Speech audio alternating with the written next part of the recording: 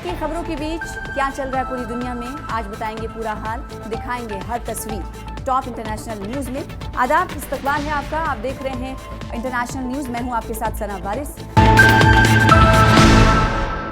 पाकिस्तान अफगानिस्तान में टेंशन क्यों? अफगानिस्तान के विदेश मंत्री आमिर मुत्तकी पाकिस्तान पर भड़क गए हैं। उन्होंने कहा कि अफगानिस्तान अब किसी का बोझ नहीं उठाएगा और पाकिस्तान को अपनी नाकामियों के लिए दूसरों को दोष देना बंद करना चाहिए। मुत्तकी ने दोनों देशों के रिश्तों पर तल्ख टिप्पणी की। साथ ही साथ अफगानिस्तान के विदेश मंत्री आमिर खान मुत्तकी ने गुरुवार को यानी बुध को पाकिस्तान पर हवाई क्षेत्र का बार बार खिलाफ वर्जी करने का इल्जाम लगाया। हाल ही में पाकिस्तान और अफगानिस्तान के बीच इस्तांबुल में तीसरे राउंड की वार्ता हुई है जो फेल रही। इससे लेकर अभी मुत्तकी ने पाकिस्तान को घेरा है। अफगानिस्तान के विदेश मंत्री ने पाकिस्तान पर द्विपक्षीय वार्ता के दौरान अवास्तविक और अनुचित मांग करने का आरोप लगाया है और कहा है कि अगर उकसाया गया तो अफगानिस्तान अपनी संप्रभुता की रक्षा करेगा। 3 दिन से खामोश बलूचिस्तान, पाकिस्तान ने फिर किया इंटरनेट बंद। पाकिस्तान और बलूचिस्तान के हवाले से है। आखिर क्यों सूरत हाल इस तरह बिगड़ती जा रही है, आपको बताएंगे और इसका असर रोजगार पर किस तरह से पड़ रहा है ये आपको बता देते हैं। बलूचिस्तान सरकार ने कानून व्यवस्था का हवाला देते हुए क्वेटा में मोबाइल डेटा सेवाओं को 24 घंटे के लिए निलंबित कर दिया है, सस्पेंड कर दिया है। एक बार फिर इंटरनेट को सस्पेंड किया गया है और बलूचिस्तान में इस वक्त हिंसा जारी है। ये हिंसा कोई और नहीं बल्कि खुद पाकिस्तानी सेना की जानिब से की जा रही है, जिसमें निर्दोष जो बेगुनाह लोग हैं उनकी जान जा रही है। इस बीच क्वेटा और चमन समेत बलूचिस्तान के कई जिलों में, कई अजला में 3 दिनों के लिए मोबाइल फोन और इंटरनेट सेवाएं बंद कर दी गई हैं, खिदमात को बंद कर दिया गया है। पाकिस्तानी अधिकारियों ने कहा है कि ये फैसला सुरक्षा चिंताओं को देखते हुए लिया गया है। वहीं बलूचिस्तान से लगातार खबरें सामने आ रही हैं कि यहाँ रहने वाले परिवार के लोगों से पहले लोगों को जबरन उठा लिया जाता है और उनकी गैर कानूनी तरीके से हत्या कर दी जाती है। इन सब के बीच इंटरनेट सेवा को 3 दिनों के लिए बाधित किया गया और मकामी जो मीडिया है उन्होंने बताया कि इससे बलूचिस्तान में कम्युनिकेशन, बिजनेस एक्टिविटी और वहाँ रहने वाले लोगों का मामूलाते जिंदगी पर भी असर पड़ रहा है। यानी लोग दिनचर्या अपनी वैसे नहीं चला पा रहे हैं जैसे मामूल के मुताबिक पहले चलाते थे। खबर ढाका से है। ढाका में लॉकडाउन से पहले धोलाई पार में बवाल हुआ है। उपद्रवियों ने यात्री बस को आग लगा दी है। आखिर क्यों? और पुलिस मौन दिख रही है।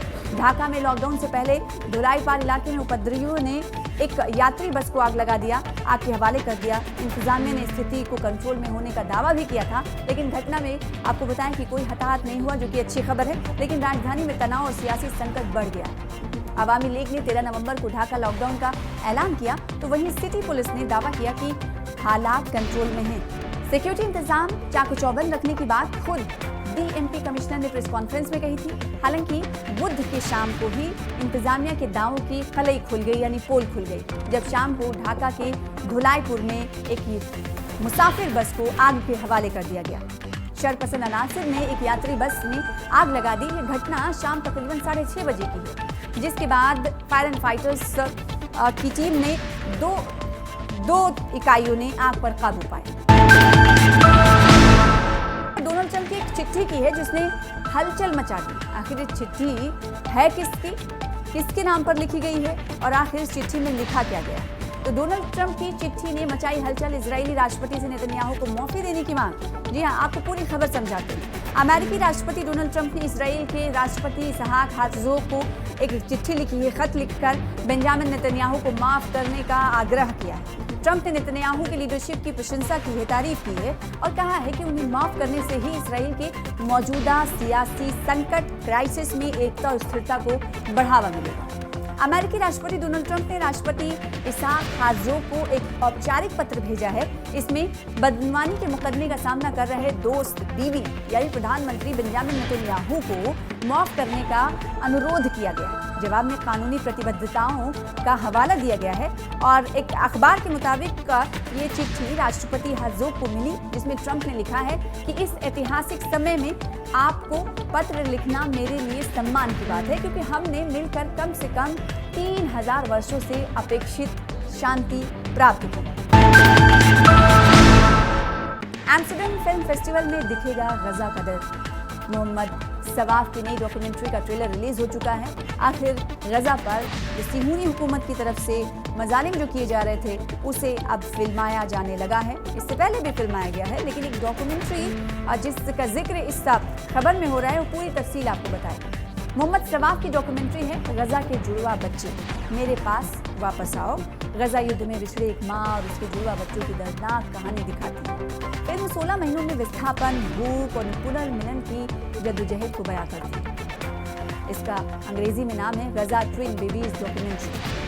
फिलिस्तीनी फिल्म मेकर हैं मोहम्मद सवाफ की डॉक्यूमेंट्री है गजा के जुड़वा बच्चे, मेरे पास वापस आओ का ट्रेलर रिलीज हो चुका है। ये फिल्म जल्द ही अंतर्राष्ट्रीय डॉक्यूमेंट्री फिल्म फेस्टिवल एम्स्टर्डम में के फ्रंट लाइट फिक्शन में अपनी विश्व प्रीमियर के लिए प्रदर्शित की जाएगी। वैरायटी की रिपोर्ट के मुताबिक ये डॉक्यूमेंट्री गजा युद्ध में बिखर चुके एक परिवार की दर्दनाक यात्रा को दिखाती है। एक माँ रानिया और उसके नवजात जुड़वा बच्चों की कहानी। फिल्म में ये दिखाया गया है कि कैसे ये परिवार उत्तरी गजा की बमबारी से लेकर साउथ की भीड़ भाड़ वाले तंबुओं और अस्थायी शेल्टर्स तक की भयावह यात्रा करता है।